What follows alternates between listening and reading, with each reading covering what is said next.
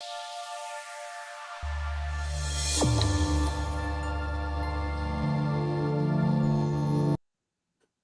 ow, we in. What's up, y'all? What's good, guys? What's good?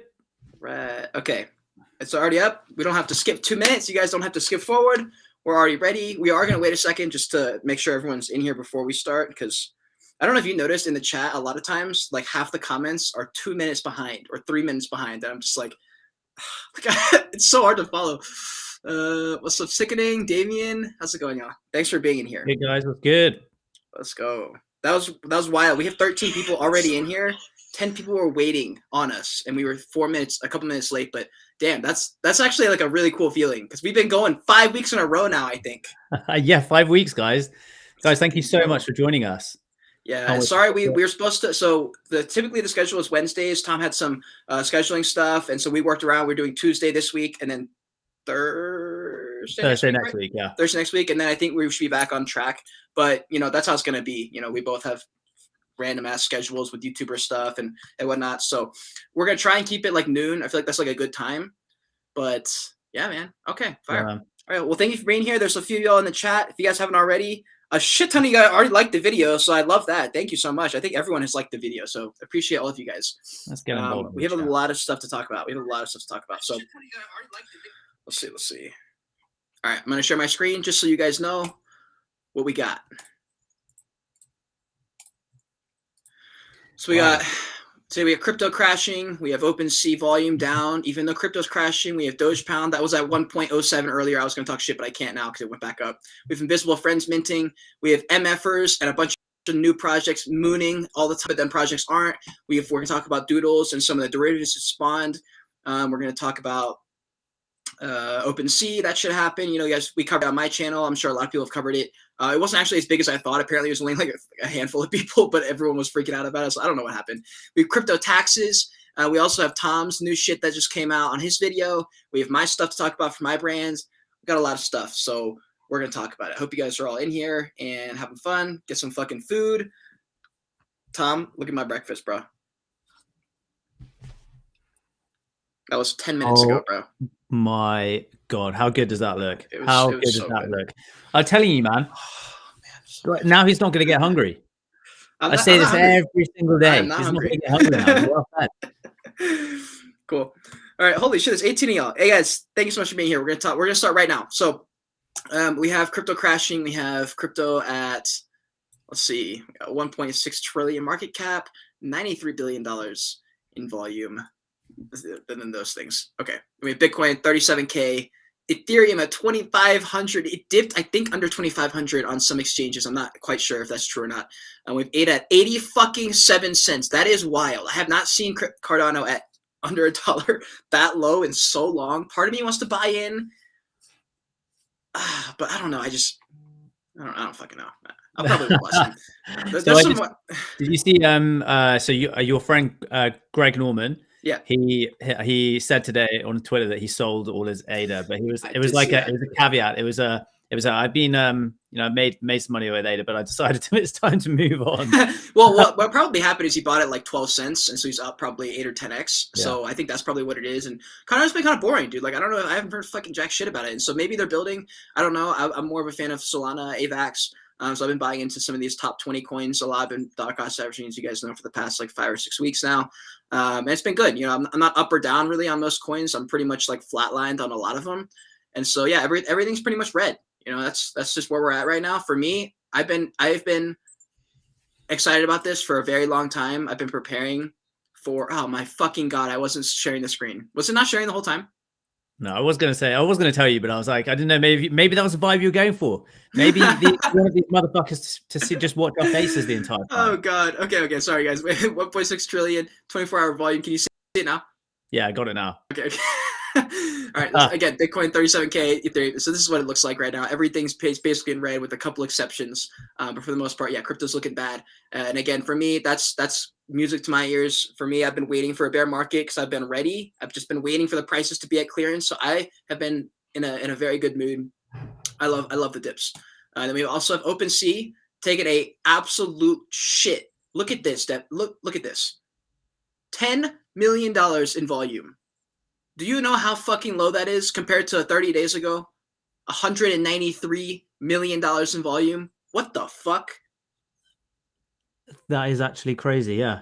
Isn't that wild, dude? $10 million of volume. Yeah, that was yesterday or 2 days ago. Wow, shit. Oh, that is fucking wild, and it's weird because it makes no sense because there's projects that are mooning. There's some like this is probably gonna moon, like all these new projects that are being spawned by like derivatives of like Doodles and some blue chip projects right now. Doodles at 11.4 ETH floor.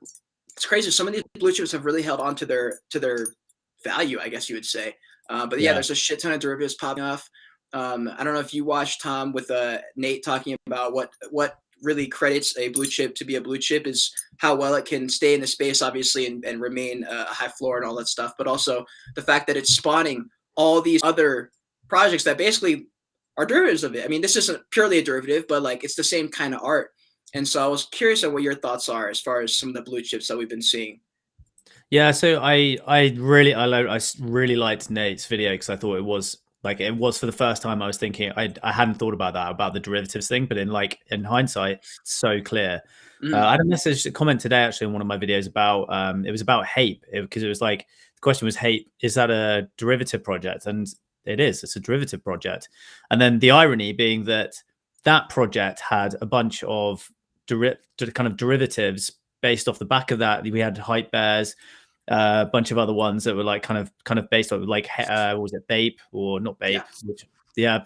Couple of others. And the question was, does that mean it's a potential blue chip? And to Nate's point, Nate made a very, very good point that there are exceptions, there are outliers to the rules. So there will be ones that perhaps they are derivatives and they do well. And I think the key is that they have quite a clear point of differentiation from the derivative project. So they are from the initial project. So, and I think that there was just enough with HAPE, just enough. But I think it's just that they were the reason why we saw a load of people jump on that and tried to copy it was purely because of their marketing style. It was purely because of how they did their teaser videos, and they marketed. Which were fucking amazing. Like, I cannot take anything away from that. Those were incredible. Those were so good. It changed, and that was, unfortunately, that was to some extent their downfall, was that they hyped. They did so well with their marketing. Their trailer was so high quality that it was impossible for them to deliver on the expectations because people just. And what are your thoughts? What are your thoughts on the fact that is HateBeast now a blue chip because it spawned every fucking project now to mint at 0.2, 0.4, what is this where we're headed? Because I've gotten whitelist recently on a couple of different projects, and they were like, mint is 0.05 or 0.08, and I was like, really? And I was like, thank you. And then I was like, wait, that should be the fucking norm. Like NFT first made a video. He was like, it's not a flex that the projects are minting at 0.08. That's what it should have been the whole time. We just had a couple of weeks of everyone not having that as a mint. And the problem is, like, even if they did make it a 0.3 mint, a lot of them are still selling out. And I'm like, this sucks. Like, I don't want to push that. You made a tweet about that. You were like, if any mint is 0.0, if it's like 0.1 or more, you're a piece of shit kind of thing. And I agree. Yeah. It's like a clear red flag that you have. Like you don't have your community in mind, like front and center. That is to me red flag saying, okay, well, how can we obtain as much cash as possible? So we saw we saw Serial Club come out with this statement saying that they had, I think it was a Dutch auction, and they were saying that that the reason they went for that style of mint was that they were using the mint as a fundraise, as a seed fundraise for their business, and that it was a way for them to raise capital to take them to the next level.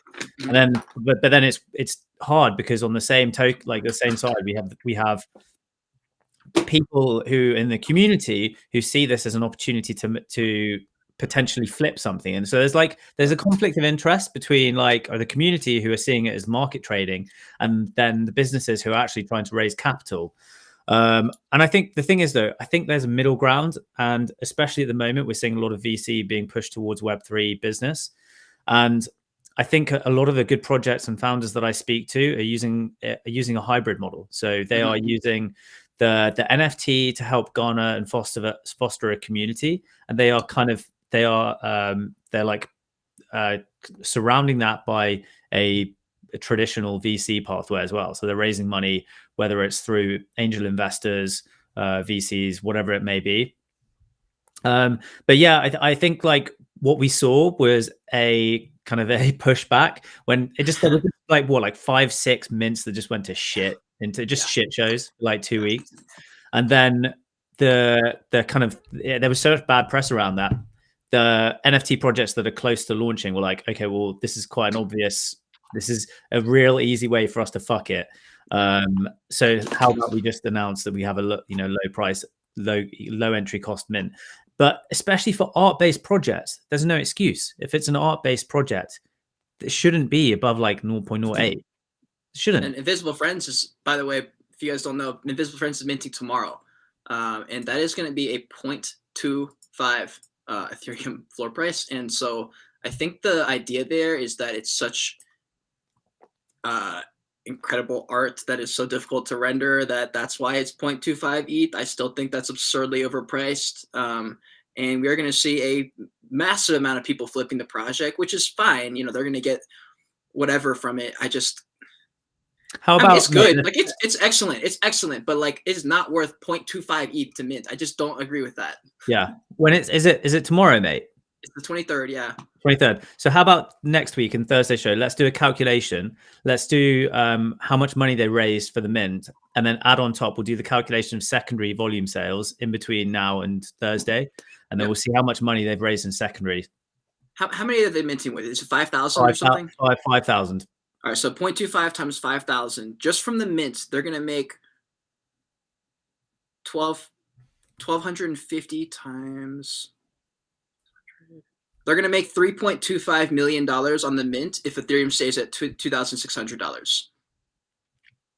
$3.25 million just from the mint. I would love to know what the commercial arrangements were with like the Random Character Collective, because they have just, I mean, I wouldn't be, if it's like a 10%, 15%, 20%. Yeah. That is a big killing, but it's obvious why like Motion Marcus is trying to move away from them. Yeah, that'll be a big cut. Guys, we're about to make a floor price prediction, but we're not going to do it until we hit 27 likes, because there's 35 of you in here and there's no reason we should not be at 27 likes. So smash that like button. As soon as we hit that, we'll give the price prediction. And it is exactly that. It's a fucking guess. It makes literally no difference whether or not we're right or wrong. Either we get to flex and say we were right, or it literally doesn't matter. We're never going to speak about it again. Dude, I think it's so tough though, because we just saw what, 10 million in sales 2 days ago. Yeah, dude. But everything's popping off. I don't get it. There's a lot of projects popping off, like this project, Mfers. What we're seeing with the market has just dumped in the last couple of days. But these are holding, bro. Like Mfers has been pumping and holding at 5 ETH floor now. And there's not, okay, here's the part that makes no sense. There's not a Twitter attached to this project. I don't know if you guys know Mfers, that everyone's pumping, all the influencers who hold 20 of them because they probably got paid. There's no Twitter and there's no website. There's a guy who made the account, who made the project. He's got a Twitter, but there's not an Mfers Twitter, Discord, or fucking website. Nope, just kidding. There is a unofficial Discord here. There's a little bit of a backstory, but it's absurd, dude. Like, why? What? I've seen so many projects like this do absolutely nothing. For some reason, this just happened to not. Dude, it's culture. It's literally, I guess so, culture. Yeah. I mean, I'm down. I just want to see a little bit more effort, I guess, not from the art side, but like if you're gonna get this many people into it, then I don't know. For me, it's like it's such a wasted opportunity not to like capitalize. They're just kind of like, it's gonna dump. Like, I think maybe not. I guess it could just go on forever. But but that's the thing, right? Like that's where we're in this weird like moment where kind of artists can put something out there, and whether or not the market decides where it's going to go, and then that for Satoshi, like he doesn't give a fuck. He doesn't want to have to put any extra effort in. He's going to get what, 5% royalties off all of this trading volume, which is absolutely huge. So it's like, dude, I'd just sit back and just watch the coins come in, watch the tokens fly in. I'm down. It's fine. Like I'm not like mad that they're doing well. I just like, I'm kind of I'm kind of fucking sick and tired of this shit, dude. I'm sick and tired of fucking bullshit happening like this. It's killing me, dude. It's like destroying me because I'm trying to make good content, and the only content people want to watch is review on MFers. I'm like, there is literally nothing to review here. There's nothing to review here. And they're like, what about this new project? I'm like, look, I can cover it, but there is nothing to say. There is nothing here. There's a website that is literally just saying, here's what we want to do. Here's their Twitter. There's nothing to say about these new projects. So I'm sitting here like, I don't even know what to do at this point.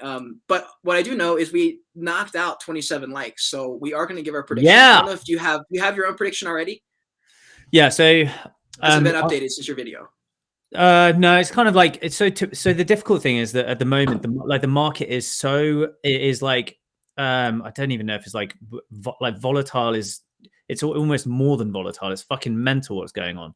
And so we've seen a big dump in the last couple of days, which we saw some comments in the chat. We're giving some hate towards our old mate Putin. He's starting World War III.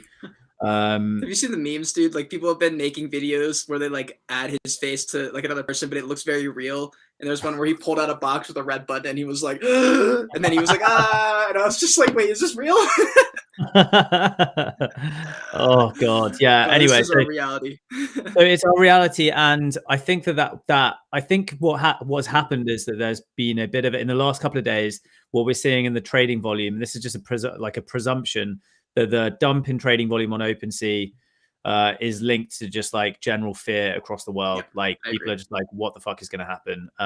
So the question is how much will that potentially impact Invisible Friends? Because we would, if this is the lowest trading volume we've had in ages, but this is the most hyped project ever. So the question, a week or two ago, when I did my like prediction, I was thinking a pre-reveal of 15 would be around that point. We'd then see like a cascade dump off, which I think we'd probably bounce down to about 6 or 7. But yeah, like I don't know how the market will affect that. Like it could be, because theoretically, with crypto being so low, we know that typically there's that inverse correlation between market being low, trading volume being high. So, but we're not seeing that. So it's like, who the fuck knows what's going to happen then? Yeah, for me, what do you think? I don't know. Well, so we can look at a little bit of history. We can look at Hate, who launched. They almost caught the peak of that last bull cycle, but they missed it a little bit. I feel like they crossed the peak and then a few days. So they still pumped to like what 12 ETH or something at one point, maybe. Yeah, it was something like that. Yeah, and then they dropped down to like during the pre-reveal, at least it dropped down to like 7 or I think so. Yeah, it was around 7 or 8.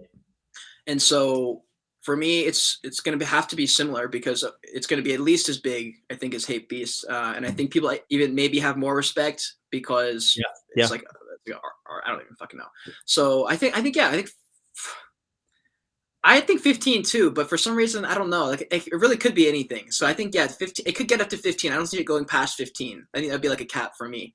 And then I don't think it could get under 6. I think 6 is as low as it would ever get. And then post reveal, I think it would still hold that. I don't think it's really going to drop post reveal because that's I think what people are excited about. And I'm really counting on the art being fire because so the other day, I told you I was going to look at Hate Beast once I had more liquidity to buy in at a dip. I did look at Hate Beast the other day because I have more liquidity now. And man, I scrolled for a long time and I did not find a single one I liked. And I was like, oh shit.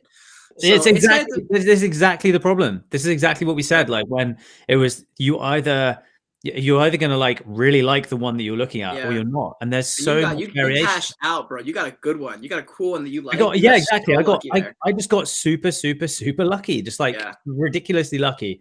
And yeah, so for me, it's just like I'm going to hold it. But I do, I look at a load and I'm like, I wouldn't get that. I wouldn't get that.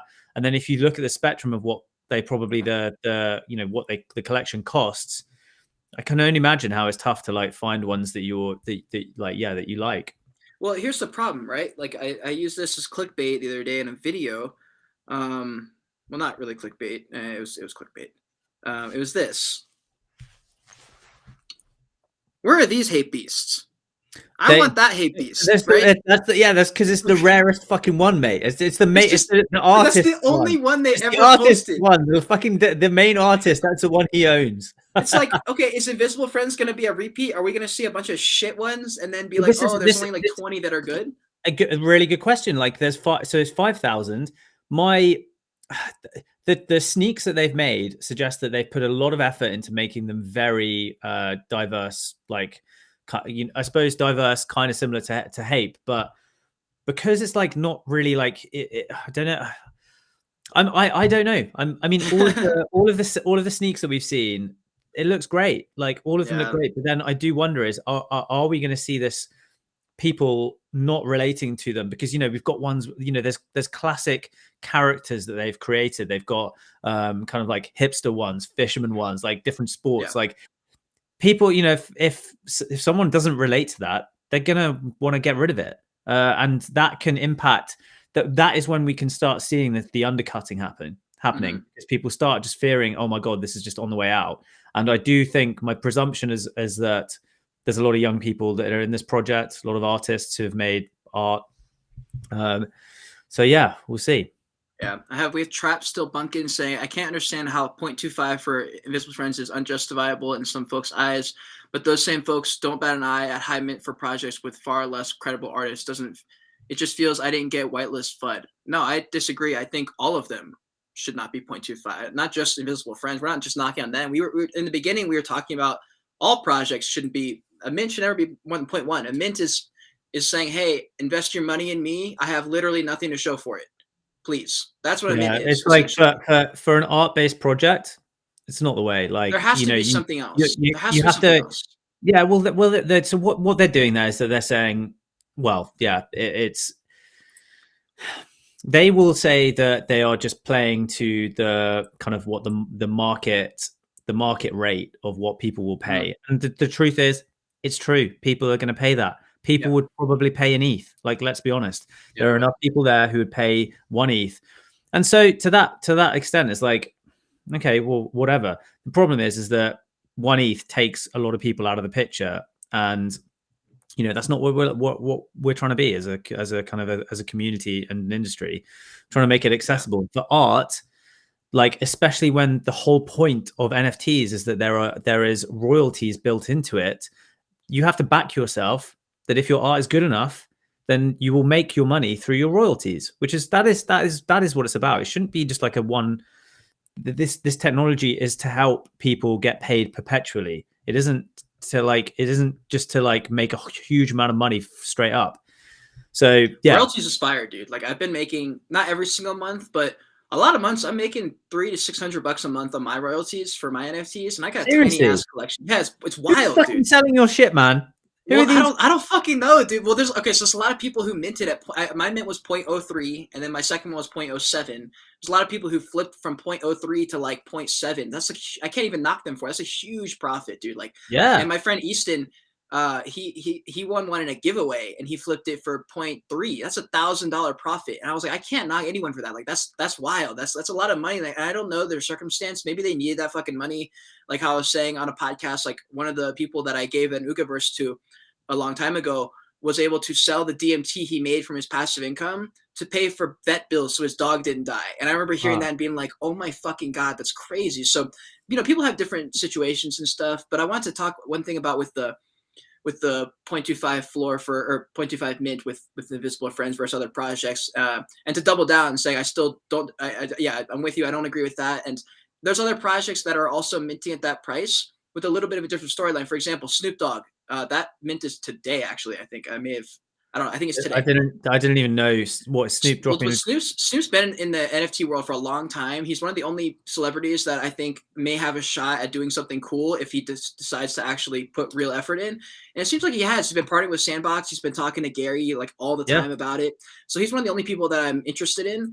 And I was able to get whitelist by pure luck by being a Subdux in the Subdux Discord the moment Frankie posted, hey, 200 whitelist, go for the Subdux, and I just happened to be there and I got it, and it was wild. But I still think it's ridiculous that it's 0.2, but it's less ridiculous because Snoop Dogg has built his brand for the past 30 or 40 years. So a little bit different than a person coming in with no real brand. I mean, he's an artist, but he hasn't I don't know, if you haven't put in the work, like Gary had his project, but he also spent 20 years building his brand. So he did his Dutch auction, and then it dropped all the way down to 0.5, and people were still paying 0.5. that's just a little bit different for me because I feel like they earned it a little bit more. But I still think it's ridiculous. I still think 0.2 is insane. Why would Snoop Dogg need 0.2 ETH for 10,000 avatars, right? It's still ridiculous. Either way, it's ridiculous. It's I miss this. I'm on the website now. Like, website looks cool. They're like this shit. It looks cool. I mean, I think it is tough. Like you follow Logan Paul, right? Because you mentioned him a few times. So I don't know if you saw. So this week we had Lana Rhodes apparently. I saw that rugging her project. Yeah, she was like, "You guys are mean" or something, right? Or something like. Yeah, exactly. Yeah, so apparently, it was just claiming that in their Discord they were mean, but in I think hearing I can't remember who I was listening to, but they were saying how that was the complete opposite. Like everyone in the Discord was simps, were really nice, and then apparently even when Lana left, they were all being like, "No, guys, just be nice so she comes back." That's the thing, though, because if they are nice, she might literally come back. And that's the thing. That's so funny. I saw someone said, "What's up? What's up, Trap Still Buckets? Trap from Ugly Swears. What's up?"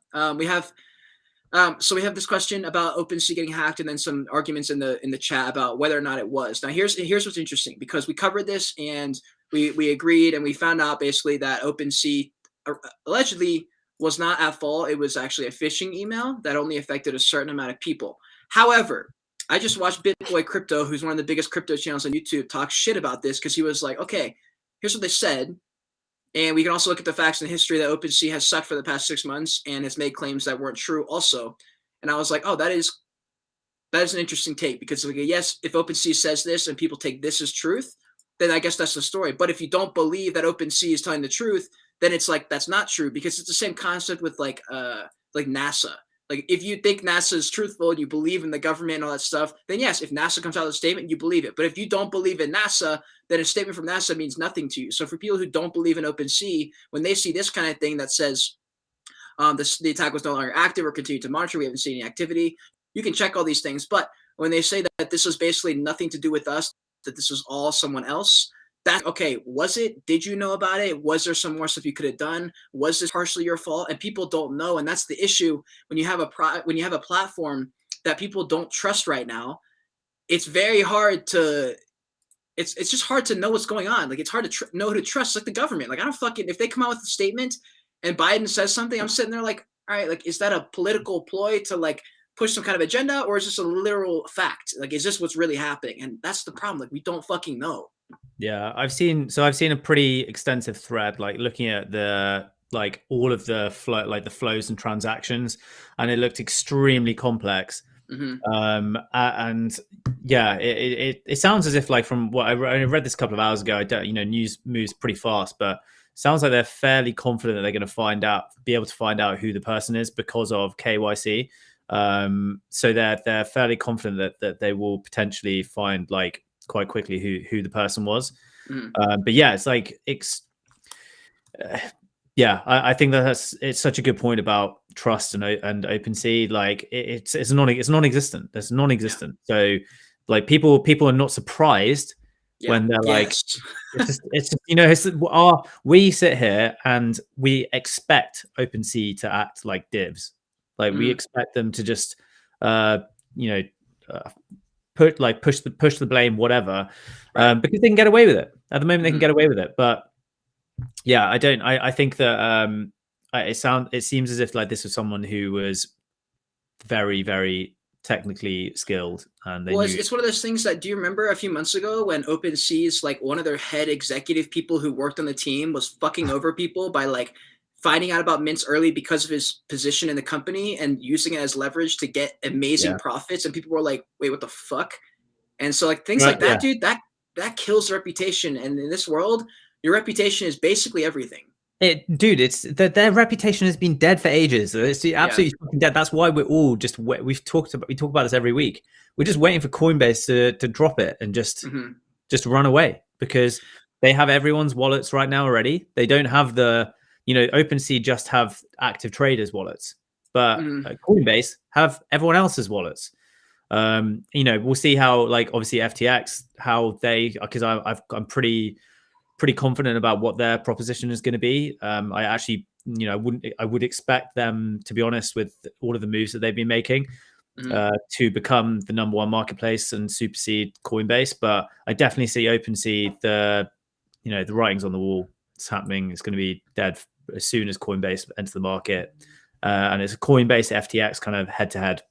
Yeah, dude. I mean, there's been a lot of shit. I'm trying to pull up one thing that I saw. I saw a couple of comments about clickbait, and I'm gonna show you why this actually isn't clickbait, because there's actual things to look at here. So I think who made that comment? Bod Modruna. All right, I'm gonna show you why we titled it this and why you're fucking wrong. Actually, okay. Not that I need to prove you wrong, but dude, we're not going to apologize for clickbait. We're fucking YouTubers. It's literally what we do. Well, here's the reason I'm going to show them this, because I wanted to understand that you can clickbait, because it is a little bit of clickbait. We have to make the title interesting so people click on it. And so if you're in the industry, you understand. If you don't, then you could never understand. So it's not like I'm trying to convince him in that way. But let's look at some things here. Where is it? All right, share screen. Crypto did crash. Like, we fucking, the last 2 days is fucking tanked. Yeah. So, here we go. The Bitcoin chart here. All I have to do is look into my bloody portfolio, and I get reminded. Well, we also have this to look at. We also have. Oh, we'll talk about that in a sec. We have one of the most respected technical analysts in the entire industry, the entire game, has been saying multiple times. He goes, I don't know why the fuck you guys keep screaming, buy the dip. This is a bear trap and blah, blah, blah. He's literally been in the industry for years.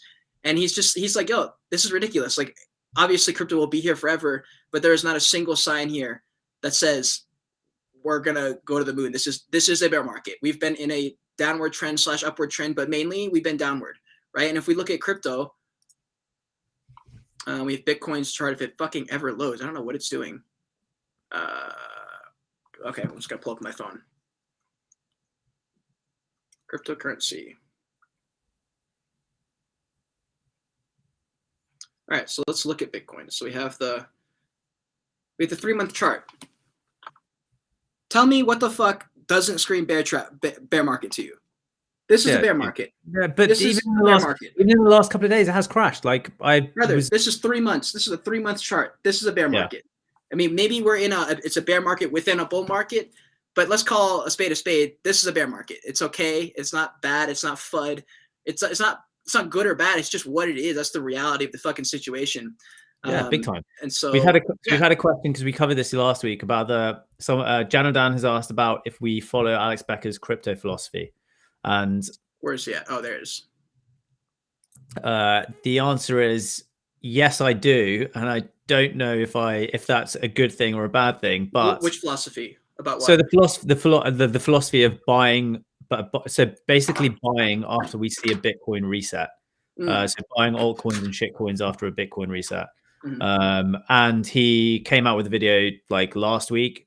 And we talked about this last week, where we'd seen a similar formation from last year, where there was like a W pattern, and he was saying, "This is the reset I was looking for." So pushed all his liquidity into shitcoins or altcoins, and then he had to make a video, and we'll have to keep on posting on Twitter saying how that he's not worried if it dumps again another 20%. That's the thing, right? That's the thing. Like someone said here, you're not going to call the bottom, and you're not. You're almost never going to call the bottom. But here's where you can really use someone's philosophy, like Alex Becker, like you just mentioned, or mine, or whatever you guys want to follow.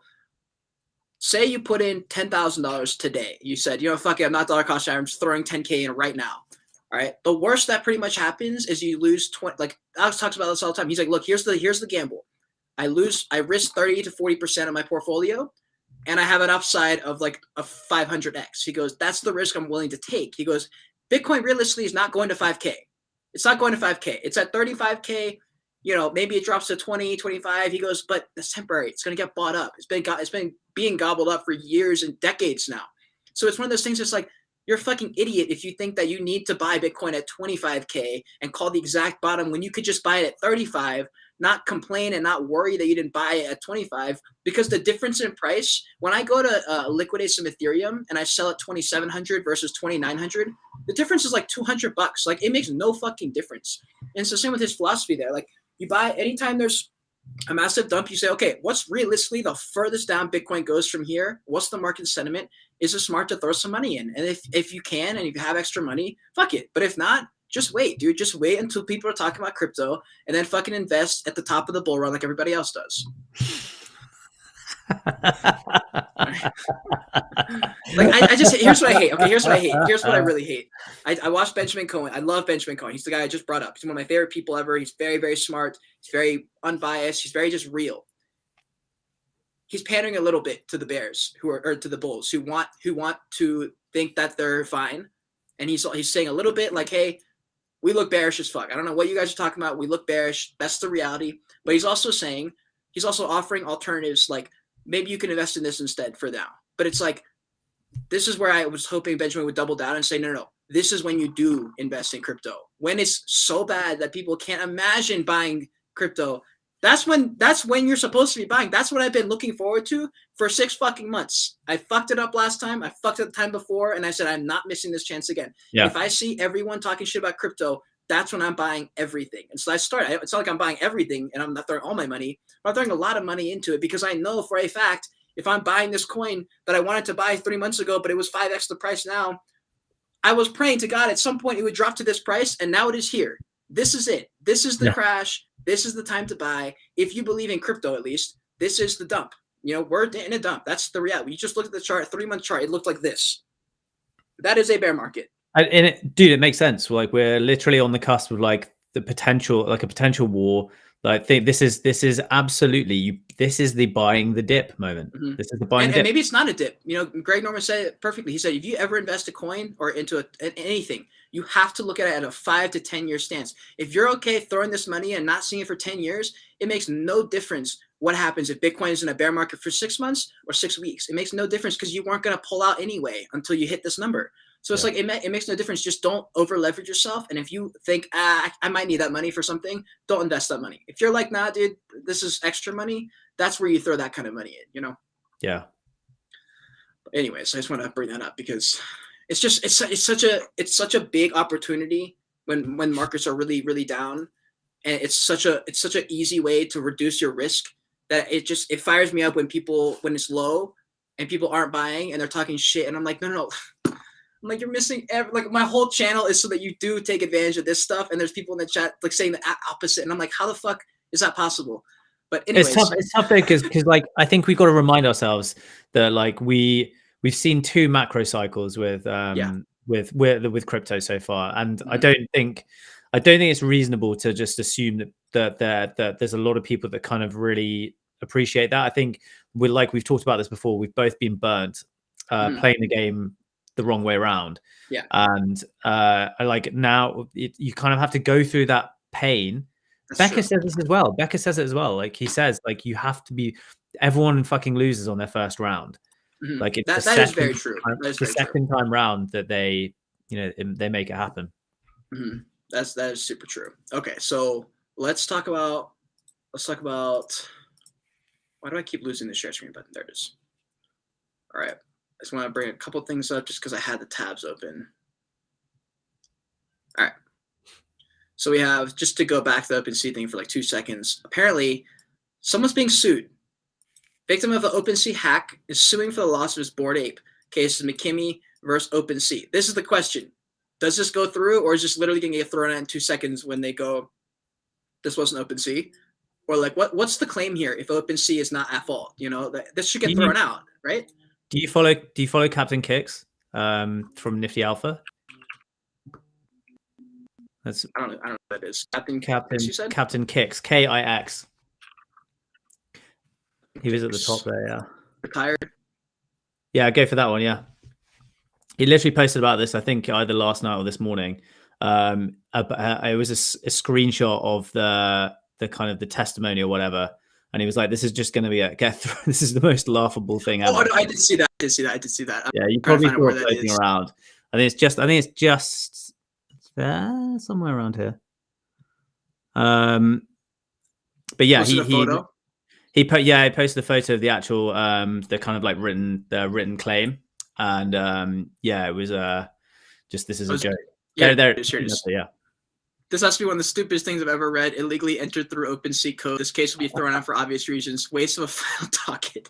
Defendant's security vulnerability allowed an outside party to illegally enter through an OpenSea's code and access plaintiff's NFT wallet in order to list and sell plaintiff's Bored Ape at a literal fraction of the cost, 0.01. Oh my god, I'm gonna throw up. That's so bad.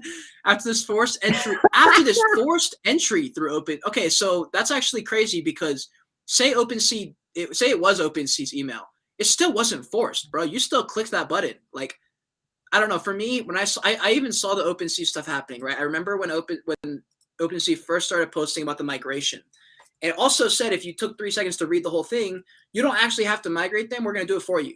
It's the same shit with like Space Yeti's. They're like, hey, you can migrate this over, or we'll just do it in 2 weeks for you. And it's like, why the fuck would I touch it then? You know? So I think that this claim is actually due to the fault from a few weeks ago where there was kind of like old listings could get re-triggered and that was bad. That was really bad. I think the claim is related to that from a couple of weeks ago. Oh, okay, that makes way more sense. Yeah, so it's the guy, one of the guys who, I mean, I remember this poor dude went on like a voice, a Twitter space and was just fucking miserable. I bet, dude. He had just had like 300 grand just stolen from him, and yeah, it was pretty fucking brutal. I wouldn't be surprised if it was him, but yeah, I think that was from that one where he's the claim is against OpenSea. It's an OpenSea failing from their. Well, so why is that hilarious to the dude who tweeted that? Like, why would that be? Because that's a viable claim, isn't it, or no? I assume he's a lawyer. I'm not a lawyer. I don't deal with I assume in the court of law that would be considered bullshit. Is my only assumption there.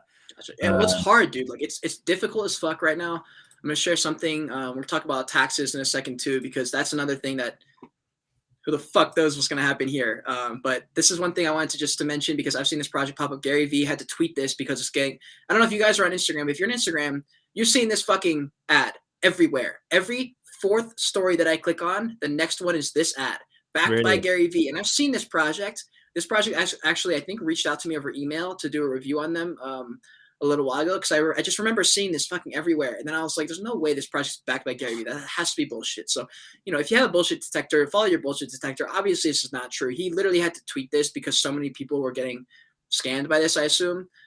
This is a horrible sign, dude. There's no other avenue than this is a rug pull. 100% a rug pull. If you lie about this and you invest in this project after they lied, that's like going to a pilot and saying, hey, this pilot lied about all his credibility and all his experience, but please still fly with us. It's like, what the hell? I struggle with these because I'm like, I don't understand who is even looking at that and thinking, I don't know what mindset someone is within our audiences, within our communities, who would look at a project like that with that kind of artwork. Despite, I suppose, for us, we know the Gary Vee, we would want to like verify that, and it'd be very easy. You have to verify. We know you guys are. If you're in the chat, we know you guys are verifying. We're not probably talking about you.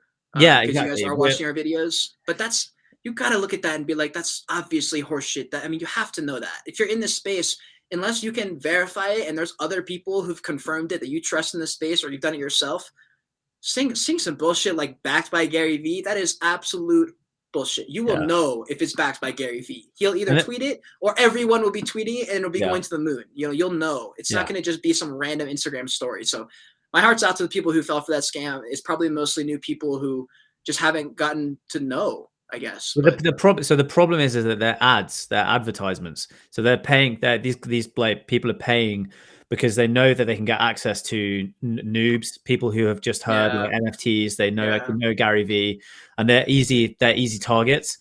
And they can create funnels. They can use all of the Web 2 tactics to be able to get people into their funnel, funnel into a Discord, create a community. Within a couple of weeks, pump up a project, push a load of traffic into that project, sell out, fuck off. Like it is that is Web 2 in a nutshell. And people are kind of leveraging that, which is, man, there's a lot of fucking shit people in the world. It sucks. It literally sucks. Not us, though. Jarnadon here. What are your thoughts on the news? The FBI developing a special cryptocurrency unit focused on seizing blockchain assets. I saw this on Matthew Garbanno personal Patreon. I have heard some stuff about this. I've heard about the government adding in a cryptocurrency unit. I've not heard anything about them focusing on seizing blockchain assets. I don't know what that means. I think they're probably more focused on scams and getting people arrested for. So I did hear about this. I heard about Jake Paul being under law. Like he's getting sued right now because he pumped up a project. What was it? I gotta know. Jake Paul and a bunch of these influencers like Soulja Boy pumped up this project called. I'm gonna find it. So it's called. What was it?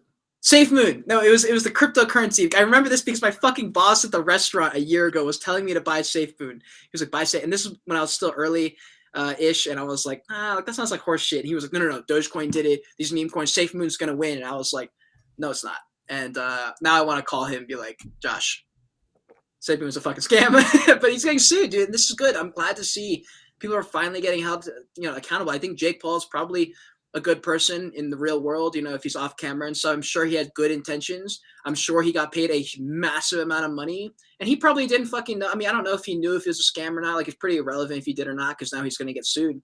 But I'm glad that people are being at least held accountable so that instead of them saying, oh, $10 million bag, sure. They'll say $10 million bag, hold on a fucking second. Let me make sure and consult my lawyers first before I put my name on a currency that, it'll be on his name forever, but realistically, bro, in 1 week, no, it already has been forgotten. No one who knows Jake Paul gives a shit anymore. They cared for 1 day and they don't care. So this whole thing, even with the doxing of founders and stuff, saying if you found a project and you're doxed and then you rug us, we'll know forever. It's like, yeah, but no one cares forever. So it almost makes no difference. Yeah, it does that definitely, the thing that happened with Lana Rhoades. So we saw it with Jack Tape Club. I think it was Jack Tape Club. With Bradley Martin, same kind of shit. The founders just pulled all of the liquidity out from the after the mint, shoved it all across to all of the different influencers that they had worked with. Off. So huge. I think they made 450 ETH. And the thing is that the influencers don't know, dude. They're literally at their own fault because they're so stupid. They don't know what they're doing, and so they fuck up. If I could, the one thing I want to tell the influencers is, I'm like, okay, you know what, you don't understand it. Fine, you should spend the time to learn it. But here's where you should rethink it. You are scamming your own supporters. That's the one part that I can't get past. That's why I can't participate in that kind of thing. Because if you do a promotion, it is your fans watching your videos who you are taking their money from and filling your wallet. That's where it kills me. Because I'm like, if it was anything else, I'd be like, you know what? Fuck it, whatever. Everyone does that shit. Everyone money launders, all this shit. But you're doing it to your own fucking subscribers. That's where it kills me, because I know Bradley Martin cares about his subscribers. So it's like, if he just knew it from that perspective, I think they would stop doing stuff like that. Well, so we saw it with with the Lana Rhoades thing, people in their Discord posting, some guy posted that he's a single dad and he had put 90% of his savings into buying one of her NFTs, and now it's fucked. And it's so we just saw a article by the Wall Street Journal about how they came out saying that NFTs are like MLM, so multi-level marketing Ponzi schemes essentially. Yeah. And whether or not that's reasonable or not, but the big risk is that you just see the pooling of liquidity into the top. So you just, which is what we have seen with that, Lana Rhoades, Jack Tape Club, rug pulls, but especially rug pulls that are being led by celebrities, influencers. You're just seeing cash just being, it's huge amounts for doing fuck all as well. Like Bradley Martin getting, I think, 90 ETH for posting. And the thing is, they look at him here's the main issue. We're branching from Web 2 social media influencers to Web 3 promotional people. They look at these NFT promotions like brand deals. Yeah, and they're not. Exactly. They're not. But here's the thing. If they fucking knew that, I know they would do better. I know there are certain people in the industry who do care about money, but they also care about their brand more. And I know if he thought about it from that perspective, he would change his mind. There's certain people in the industry that have been around long enough that I know if they fucking had some perspective thrown in them, if they actually learned something about it, they go, oh, this isn't just a brand deal. This is people literally investing their money and losing it. And these are my fans. If they thought about it like that, I know they would fucking, at least I hope they would. Maybe I'm just wishful thinking. But that's why you invest in people who you believe in, like truly believe in. There's only certain projects I'm looking at. If you guys saw my last video where I clickbait with the hate beast, we are going to talk about, we have to talk about hate. You invest in a project because you believe in the team, hopefully, and you fuck with the team.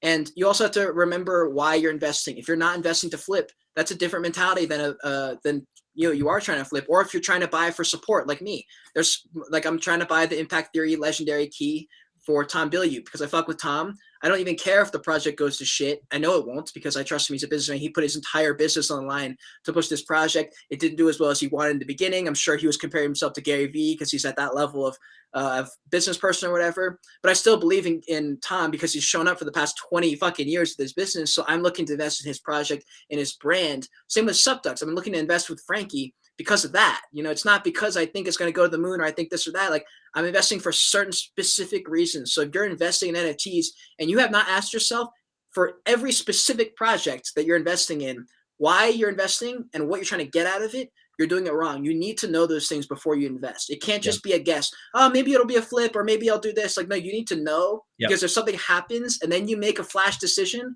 you're going to regret it.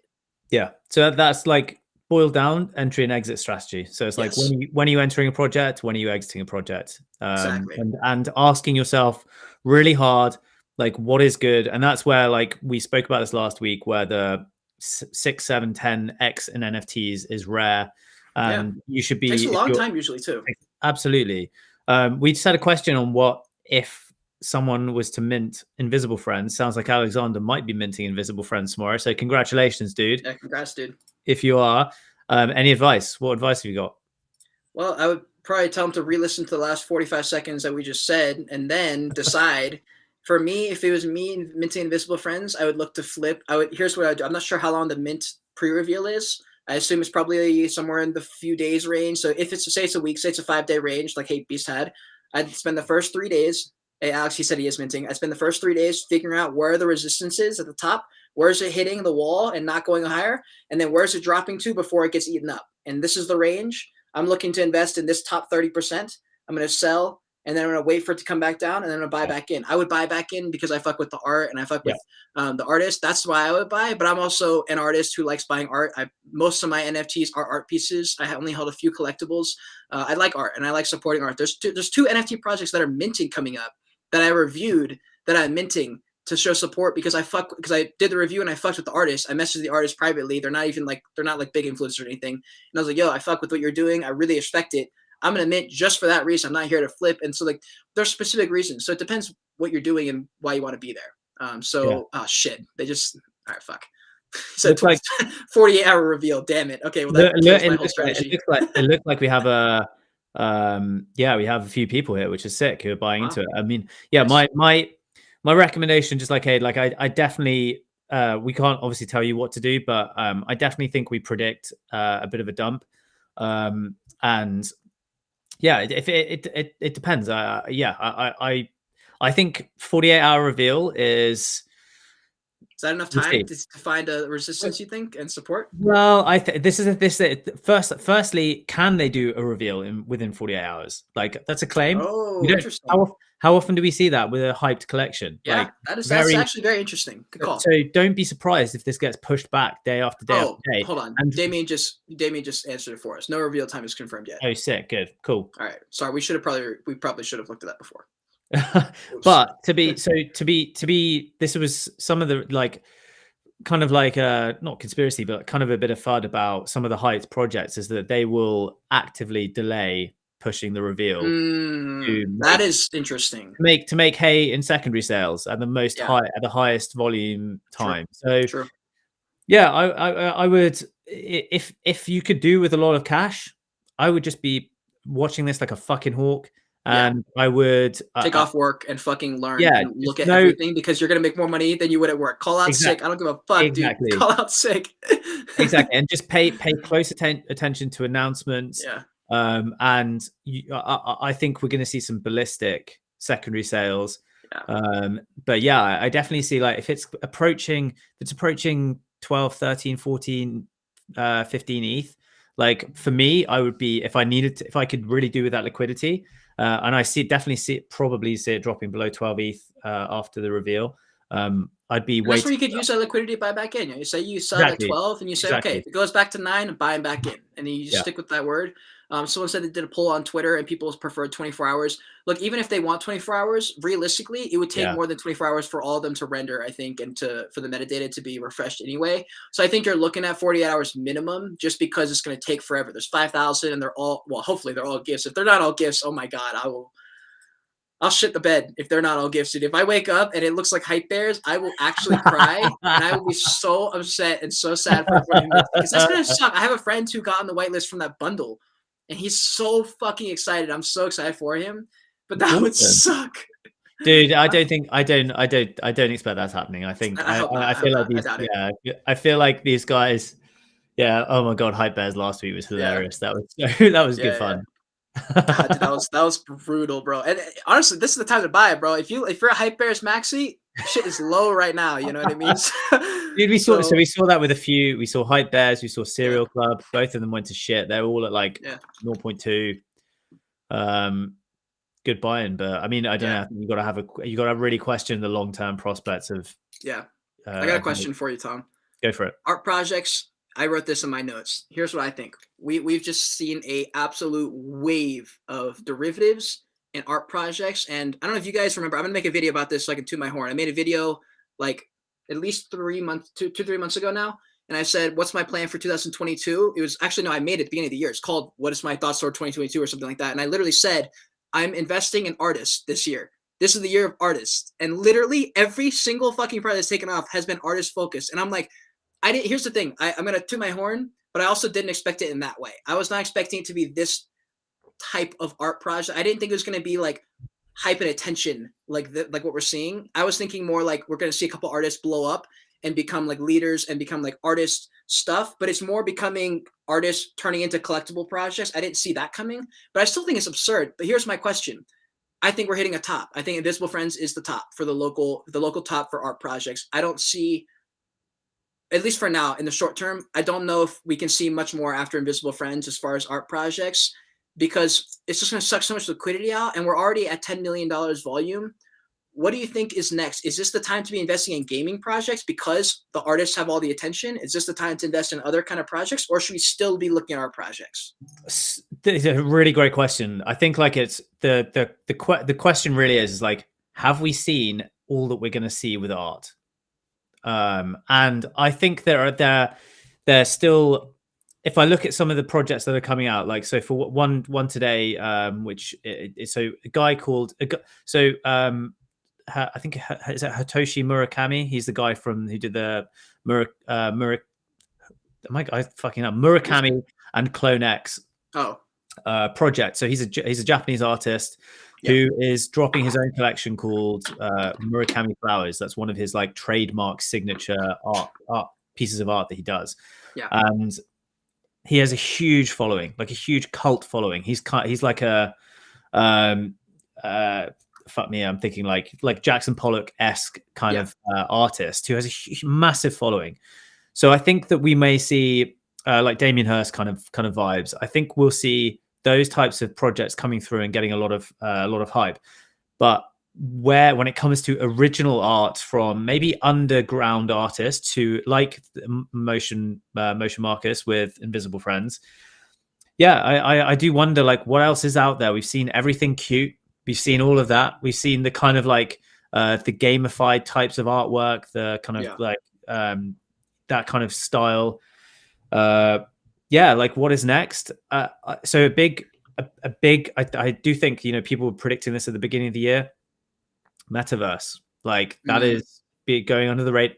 So that was on your list, dude. NFT Worlds also fucking blowing up past Mutant Ape Yacht Club. That was absurd, dude. That was blown I don't even know what the fuck happened.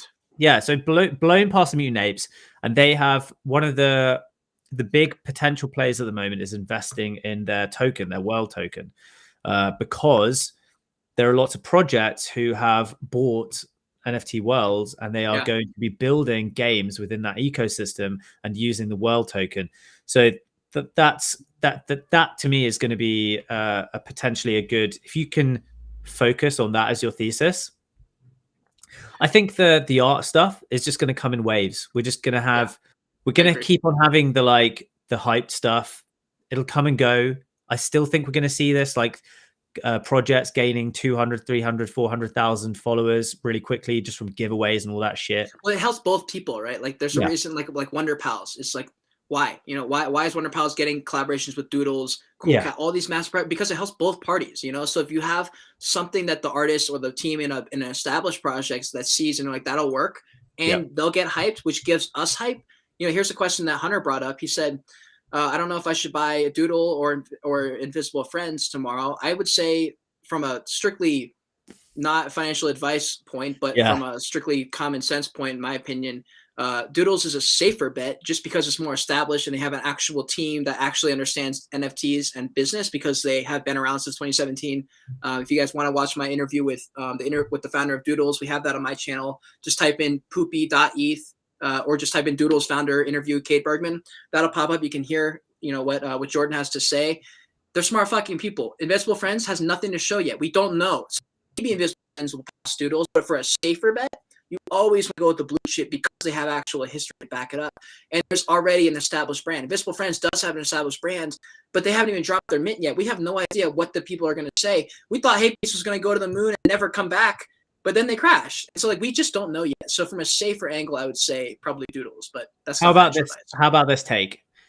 When we're thinking about what is going to last in the long term, what is going to be there in 10 years, 15 years, 20 years time?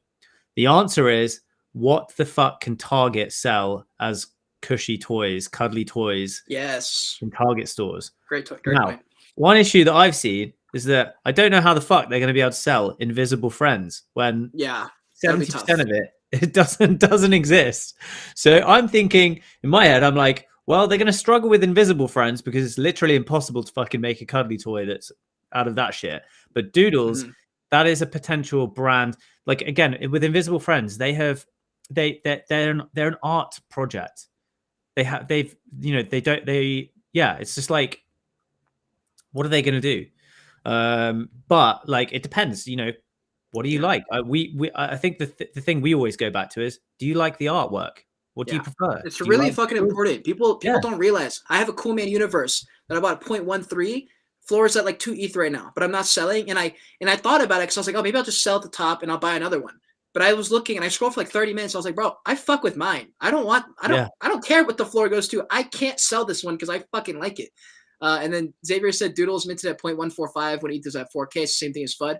We literally didn't say.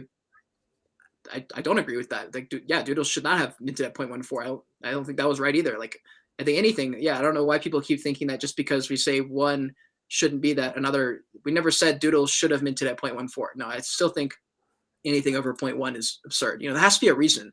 If there wasn't, then they shouldn't have done it. I mean, I have no problem calling out. Even people I've supported, I still talk shit about them. If there's something that I think is dumb, I'm just going to say it. It's not like my opinion matters that much. It's just an opinion that I have. Same with fucking Ukaverse. I've talked to their team multiple times. I'm like, y'all are idiots for not doxing.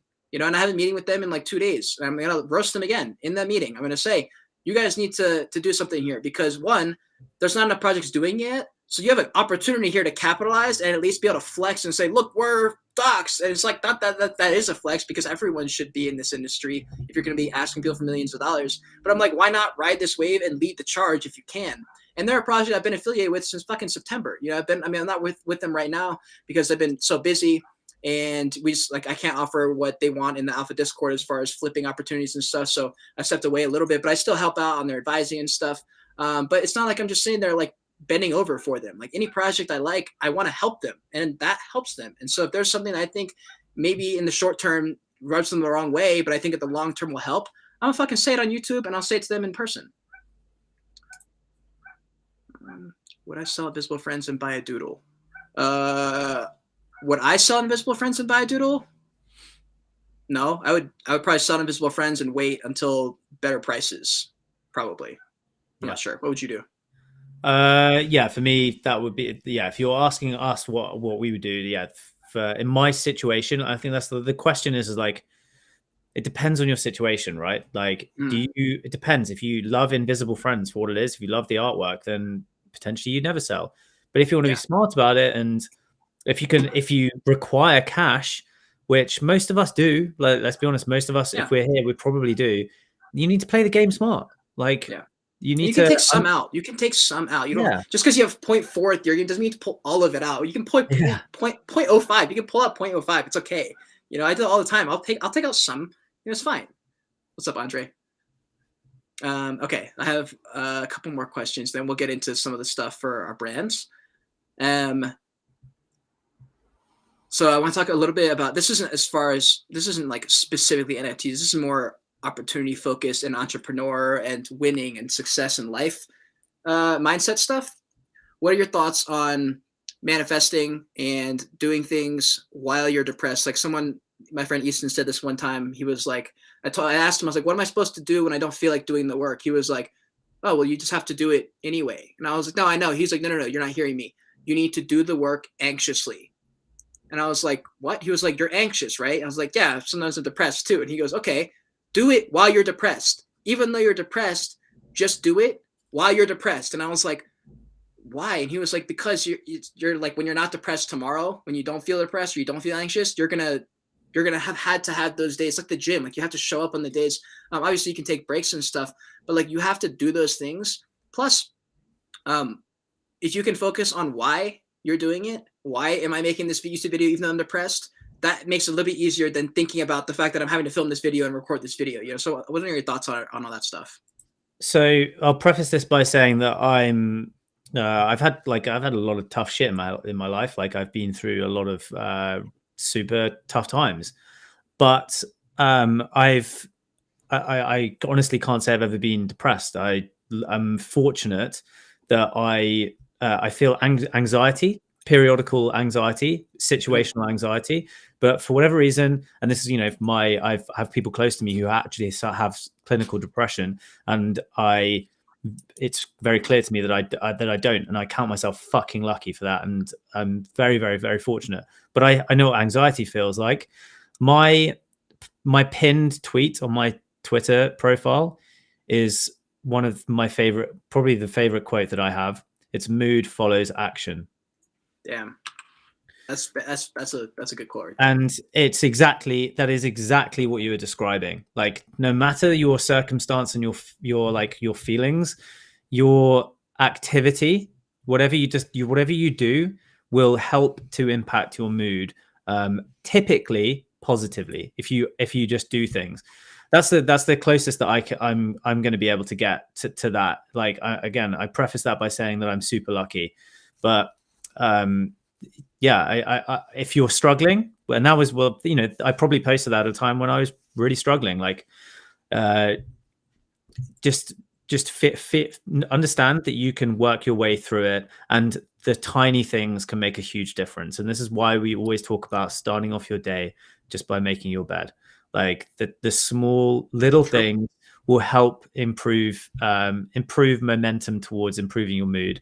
But yeah, like that's kind of all I've got. Yeah, I mean that's a pretty powerful statement right there with that. I think that's, yeah. I mean, when you're depressed or you're anxious or you have some kind of thing you're struggling with in your life, I think focusing on why you're doing it and remembering why, you know, it's really easy to get caught up. Like when I'm anxious about something, when I have 14 things on my list of stuff that I need to do and I can't figure out which one to do first, or, you know, if I do this one, then all it means is I got to do the next one, and like those kind of things. And I just think about that. That's when I look at some of my role models too. Like I look at people who, the reason I'm so consistent on YouTube is because I know the power of when you're not consistent, relying on someone else who is. And for me, Tom Bilyeu, I needed him to be consistent. I needed Gary Vee to be consistent. I needed Benjamin Cohen to be consistent. I needed Journey Crypto to be consistent last year. That's when I was struggling a lot. And they were posting every single fucking day. No excuses, did not fucking matter. And there was days where they were like, bro, I don't fucking want to be here, but I'm going to film this video because I need to. Those people, like when I see them still grinding and I see my friends on TikTok still posting every day, I see and this is the best part, now I'm a creator and I have friends in the creator space. I see you guys all posting, like you, I see Cody, I don't know if he's in the chat right now. I see Nate posting every day pretty much. I'm like, dude, this is badass, because it motivates me a little bit, because I'm like, we're all doing it for a higher reason. We're all trying to help. We're all trying to, you know, do this thing and create this thing for ourselves. And I'm like, that's powerful. If you can remember that, you don't have to be social media, but if you can remember that and focus on the why behind what you're doing, and think about that enough and manifest that enough and visualize it enough, whatever you got to do to visualize it, that's where those things will save you, because you're going to be depressed some days. You're going to be anxious some days. You're going to feel like shit some days. Your mom's going to call you out on some bullshit and piss you off. But that's where the why is so important. Yeah. Like it's everything. So I like one thing that I started off doing this year, which was I have like a notepad next to my bed. And when I would wake up in the morning, I would write down my goals, write down my long-term vision, my goals.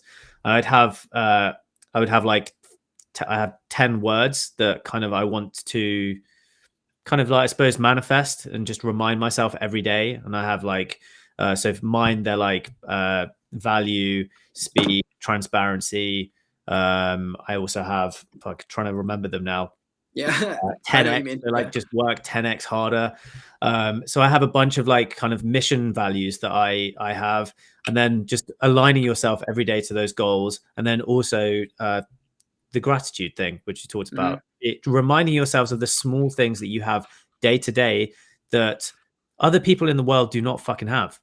Like, it is reminding yourself of the privilege of your situation.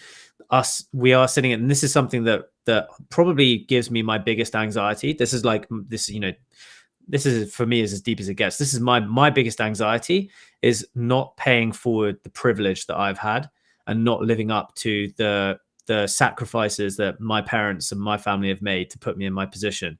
And that's my biggest fucking fear in life, is failing on that and not giving back and helping others kind of get to a position that I've been very fortunate just to have landed in.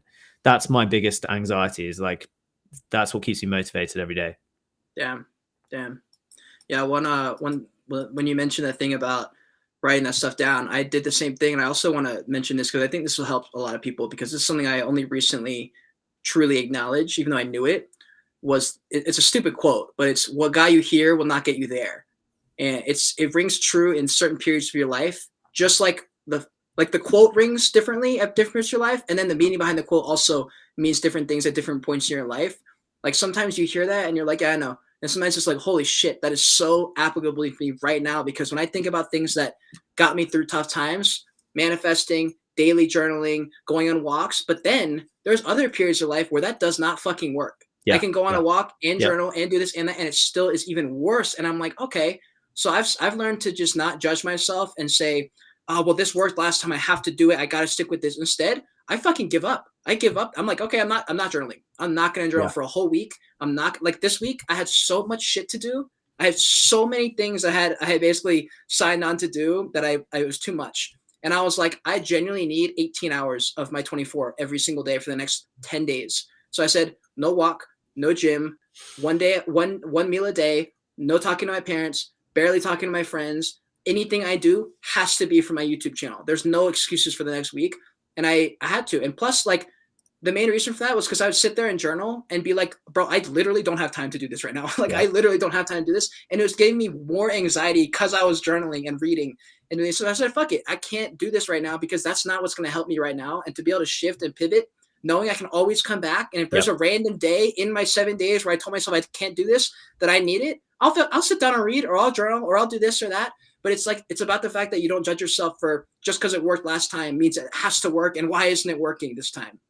Dude, so I mentioned this guy a couple of weeks ago, I think. So one of my favorite entrepreneurs, a guy called Alex Hormozy, and he made a video exactly on that, about how during the toughest part of his life, when he was just working his fucking ass off, he had to do, he was this exact same shit, only eating once a day, only working out a couple of times a week, like cutting all the shit, because there are periods in your life where you have to do what you're doing. But that is to get yourself into a position where you can take your foot off the gas. But there has to be sprint periods, especially when in a world that's as competitive as ours, and we're trying to, we have to be like that. It's the same.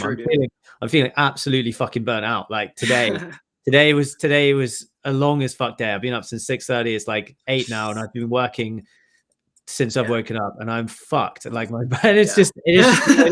I haven't had time. You time. wake up, you gotta fucking do it tomorrow too. Yeah, dude. So I'm quite lucky. The reason why we've shifted this is I'm going on vacation with my family tomorrow. And nice. It's the first time I've had the time off for 2 years. And wow. This has been it's been a tough couple of years. Like we've been at home doing nothing. Especially being a solopreneur, it's very difficult because you've only got yourself. You haven't got a team. I've stopped working with people, so I don't see people day to day. It's fucking hard. Yeah, it's weird, isn't it? It's so weird. And so it's like I know that I'm approaching rapidly burnout, especially with what me and Kate are trying to do, which is creating daily. So yeah, I'm looking forward to time off, but like this past week has been brutal because I've just been trying to cram in, make sure I'm still dropping videos over the next week whilst I'm away. See for that. That's hard. Yeah, just lining stuff up. It's been brutal, and I only got the chance to pack my bag an hour ago, and I've got to head out, and it's like, it's tough. Well, one thing that might help with the content side also is I've accepted that I can't upload every day, even though I do 99%. I think I've only missed 3 days since I started, but you can also put shorts. Like when I'm really struggling and I'm like, I fucking don't have time to do this right now. I need to do the other thing. I need to edit maybe. And I'm like, I literally don't have time to post this video or like get this thing to do whatever because I have 4 videos I need to edit. I'll be like, okay, fuck it. I'm just uploading a short today. Uploading a short and I'll go on TikTok and I'll upload an extra TikTok or something. That's the good part about YouTube now with the shorts. You can save your ass by making those things and still saying I posted today. Like I still showed up. Because man, people just want to see your face, dude. The people fucking like you. That intro gets like I need to watch that intro when I see your video. I'm like, if nothing else, I need to click the like button and watch the intro if I don't have time for anything else because I fucking like that intro and it's fun. So yeah, dude. I think I appreciate that. We've all got to have I keep thinking this every day. I'm like, should I stop doing the intro? Should I like? No, dude, keep the intro. It's fucking funny. I love it. Yeah, and it's like it reminds me. I remind myself that no, it is super important to have some level of differentiation, and especially at this stage, like people want to understand your personality. They want to get to know who myself and you are. It helps them, dude. Like it helps them. Like it helps me sometimes when I'm feeling like shit to feel acknowledged by someone. That's the best part about YouTube is you feel prioritized by the creator. You're speaking directly to them. So when you look right at the camera, dead on, right into my eyes, basically, and you ask me if I've had fucking breakfast and I need to eat breakfast if not, and that like have a great day, when you speak directly to me, sometimes I really fucking need that. And I know there are people who wake up and say, thank fucking God, at least like I don't like how you just said, I'm not talking to anybody today. Like there's no one to talk to today. But at least Tom asked me how my fucking morning was, you know? I've never fucking thought about that, but that's so dude. Yeah, dude, I love that. I absolutely love that. Yeah, so, I think it's really important. Also, do you want to talk about let's talk crypto taxes for 2 seconds, then we'll talk about your project or your thing that you just posted about, and then I'll just like mention mine real quick. But I just did my crypto taxes last night and I stayed up till 4 in the morning. I literally woke up at 9 and I worked all the way until 4:30 in the morning last night. And I was doing my taxes from 10 o'clock to 4 o'clock or something like that. What did get like? Just give an overview. So I fucked up. I basically went onto TurboTax because I've done TaxAct and I've used TurboTax, which are just normal tax platforms. Mm-hmm. They just implemented a cryptocurrency little thing where you can like allegedly you can just input your Coinbase and it'll do it for you. It didn't, obviously, but I was already 75% of the way through my goddamn taxes. So I was like, God damn it, I can't just close this and then go to like a crypto one because I already did all the other stuff. So I was like, whatever. And so I did the whole thing and it said, oh, you got it. We've done everything. You're good to go. Click submit. So I click submit and it goes, okay, you actually have 86 errors. And I was like, 86 errors. So I go back and I was like, I have to manually click 3 buttons for every single transaction that went through on the Coinbase over that past year or whatever it was. And I had to manually click each one. And the fucking website is slow. So I click no, submit. And then it says, oh, select button, no, type it in, no. And then that's 1. And I did that for 86. It took me like 3 hours to do them. And then I was like, oh my God, I'm done. But dude, I'm nervous. I'm nervous because I don't know what to expect, dude. Like, I'm sure I missed something. I'm sure there's a platform I used that I forgot about. And I'm just like, I don't know what to do. Cause I'm like, well, like there's so many things. Like, what do we do? Yeah, dude. It's like, from running my own business, like, and dealing with like accounting and bookkeeping and like with the level of technology that we have, it has always blown my mind at how manual, laborious, and fucking expensive, dude. I pay like $300 to use the service. It just doesn't make any sense to me, and I'm like, so ridiculous. I'm sorry for that. That sounded really peak. That sounded at least just once a year. At least just once a year. I'm done. That was the biggest thing weighing on my to-do list. It was to do that.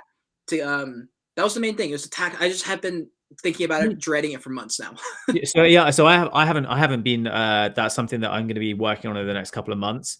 Yeah. But do you? Is there a solution that you think you'll use going forward, or like what have you thought?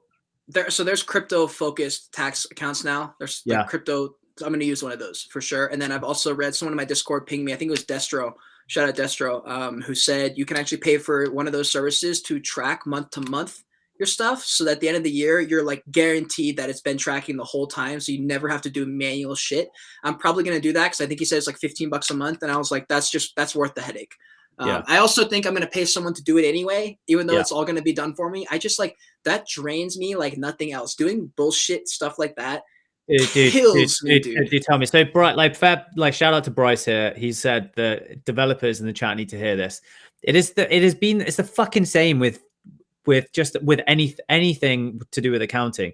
The process is just too manual, and I just do not understand when we have APIs, we have fucking everything. It's like, why is stuff just not automatically connected? Why can we not just connect? OpenSea, bro. OpenSea has nothing. I don't know what to do with my OpenSea stuff. I was just like, all right, I'm just gonna guess here because I don't fucking know. It's so complicated. I'm like, do I use my MetaMask or do I use my OpenSea? And then it was like, what about my OpenSea creator earnings? What about my royalties I got?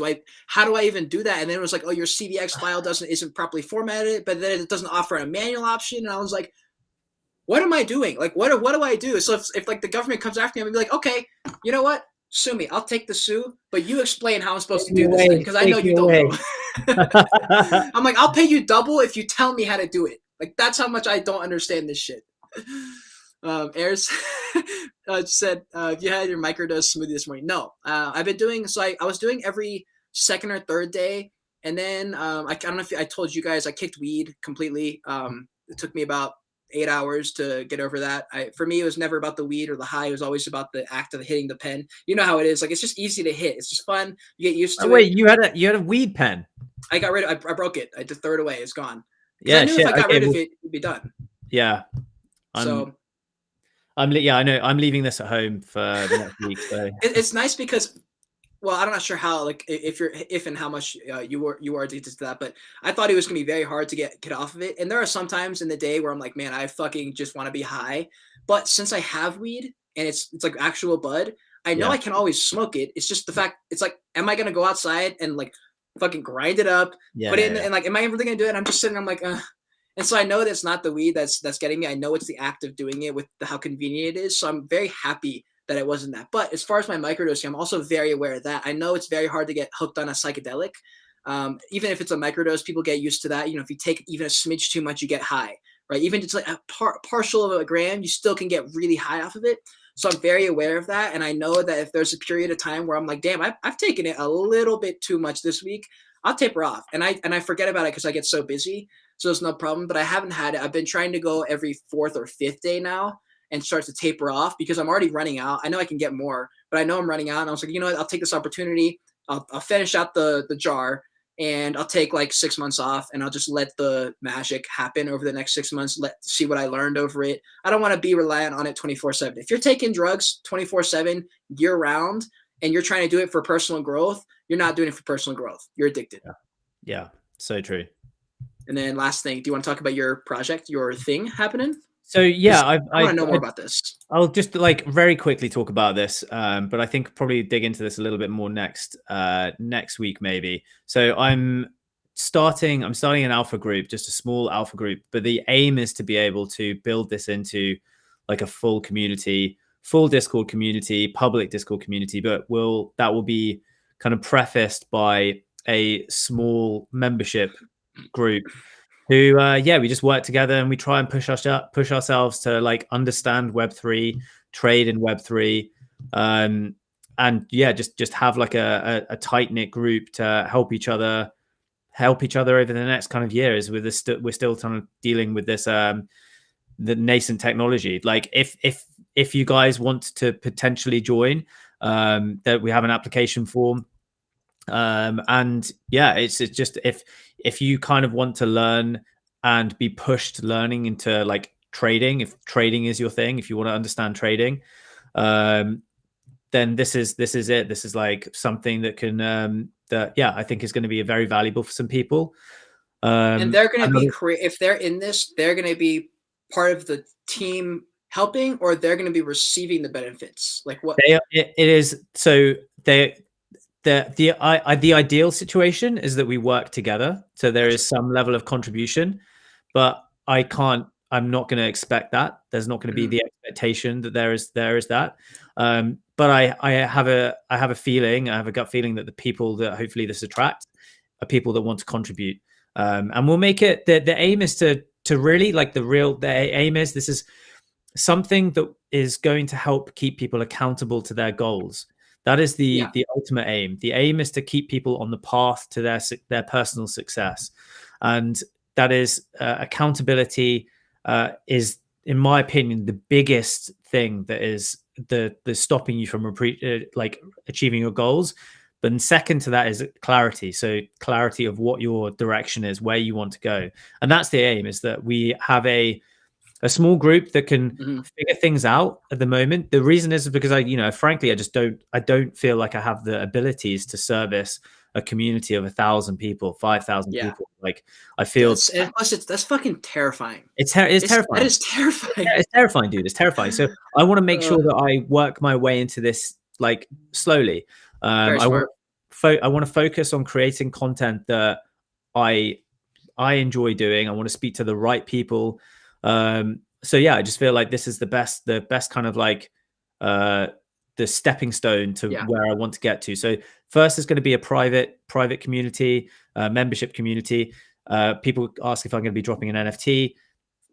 Potentially, we shall see. But at the moment, it's going to be a membership group. But the idea is that very quickly, I'm going to open that up when I can start building out a team that can help support a larger community. I can't do it on my own. Like I just can't. It's not a thing. That's the same reason. So every time I talk to Greg Norman, fucking mind, because he's just so good he's so smart at business. He's been in the industry for so long, and he's also one of the only guys I know who understands Web3 also, and is just good. Yeah. He told me he was like telling stuff like don't promise things, like you got to worry about these blah blah blah and all these things. And I said one thing in the middle of it, and I didn't even mean it the way I think he took it, but his response shook me to my bone. I said, basically, you said having a group of 10,000 people relying, and I didn't mean it in a way of like I'm too scared, I'm gonna run away. It was more just like that shit is scary, like I'm probably gonna have to work up to it. But he hit me and he said, "That's your fucking responsibility." And I was like, "Oh my god, that is so true." Like if you sign up, that is your responsibility. You have to you have to show up. And if you're not ready, do not fucking do it. And that's why I rethought my access keys, because I was going to have 100 and there's already 46 minted, and there's not going to be 100. I can't have 100 access keys. That's a fucking lot of people for an access key project.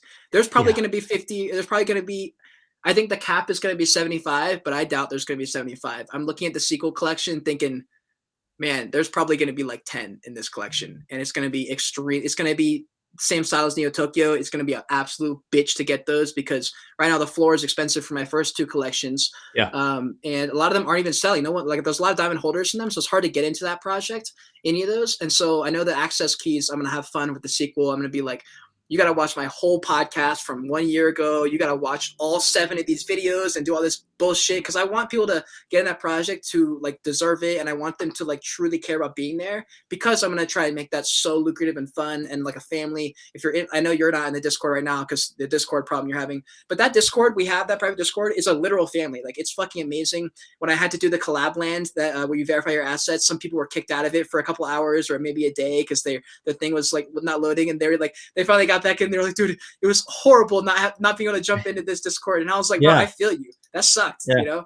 And so I'm excited about that. I wanted to pull this thing up for just to quickly talk about, hold on. There we go. So this is one of the NFTs that was supposed to be part of the swap thing that's happening, where I'm offering people who want another NFT to be able to swap one of the current ones with their current holding. And well, one, I started crying writing this one, and I couldn't. I stopped writing it because I was going to title it and write a little caption between, because I have that for all of them. You can see here I've made it for all of the different NFTs. And I realized, one, I need to have one for myself because I have to test out all the products. I have, oh shit, I don't know where it went, but I have all these cards that are going to be turned into like hard plastic casings, like all these things. I need to try out merch where I want to somehow, use the art as part of it. And so I was like, I need to have one of my own access keys. And because I was also thinking about someone else owning this one. And for some reason, I almost threw up when I thought about listing this one or putting it up on OpenSea for someone, because this photo is so important to me. And I feel like it speaks 1,000 words. That's why I just wrote, it's going to be called 1,000. There's no caption. There's no anything attached to it. This is purely for whoever wants to see it, what they want to take from it. But for me, dude, there's no words to describe just this feeling I get when I see this. And this is like, it was too much for me. And so this is my access key. This is what I'm telling you. This is my point. This is my access key. It means so much to me for some reason. And it like has to be in the collection for me, but it has to be mine. So I just want to let you guys know that I have written all the lore, and a lot of these have videos attached to them. And a lot of the current ones have videos attached to them. So I'll be updating those for all the current holders too. But yeah, that's what's coming up. I don't know, dude, this picture just like, I remember taking this one and I always thought it was like such an incredible photo. I don't know why it wasn't in the collection originally for whatever reason, but now I'm so thankful it does, because if someone else owned this picture, I don't know, it makes me sick for some reason. I can't even like describe what I'm saying here. But all I'm saying is that collection, both those collections, all my access keys mean so much to me. So for anyone who holds it, including you, like, thank you for holding them, and I fucking appreciate all you guys. And yeah, that's pretty much it for that. Dude, I'm so honestly, I love it. Like I love the image that you had, like that I have. Yeah. Yeah. Love it. And Bryce says sequel access better be more shirtless pictures. Bryce knows that. We'll see. I think that's pretty much it, guys. We've been going for a minute now, like an hour and a half. I know Tom has some shit to do. We appreciate you guys all being in the chat. There's a shit ton of y'all still in here that have been here since the beginning. Did you see that? Yeah, man.